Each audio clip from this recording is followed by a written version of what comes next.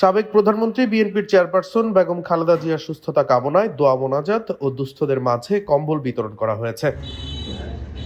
বৃহস্পতিবার সকাল 11টায় কাঠালিয়া উপজেলার কচুয়া রোবেল সমাজ কল্যাণ যুব ক্রীড়া সংঘের আয়োজনে নিজস্ব কার্যালয়ে প্রতি বছরের ন্যায় এবছরও কম্বল বিতরণ করা হয়। ইউনিয়নের 1000 নারী পুরুষ কম্বল বিতরণ কর্মসূচির আওতাভুক্ত হন। বিএনপির কেন্দ্রীয় নির্বাহী কমিটির ধর্ম বিষয়ক সম্পাদক ও ঝালকাঠি 1 রাজাপুর কাঠালিয়া আসনের বিএনপির দলীয় প্রার্থী মোহাম্মদ রফিকুল ইসলাম জামাল দোয়া মোনাজাত ও কম্বল বিতরণ অনুষ্ঠানে প্রধান অতিথি হিসেবে উপস্থিত ছিলেন। সংগঠনের প্রতিষ্ঠাতা ও সভাপতি মোহাম্মদ আতিকুর রহমান রোবেলের সভাপতিত্বে বিশেষ অতিথি ছিলেন ট্রাস্টি বোর্ড ডিবিকেপি কমিউনিটি হাসপাতালের chairman lion M A Khalek, Robel সমাজ কল্যাণ ও যুব ক্রীড়া সংঘের উপদেষ্টা সালমান খান বিপ্লব। এ সময় বক্তব্য রাখেন সংগঠনের সাধারণ সম্পাদক মোহাম্মদ জাকির খান ও মোহাম্মদ সিদ্দিকুর রহমান সহ আরো অনেকে। আমাদের স্কুলগুলোয় লেখাপড়ার পরিবেশ ফিরিয়ে আনতে হবে।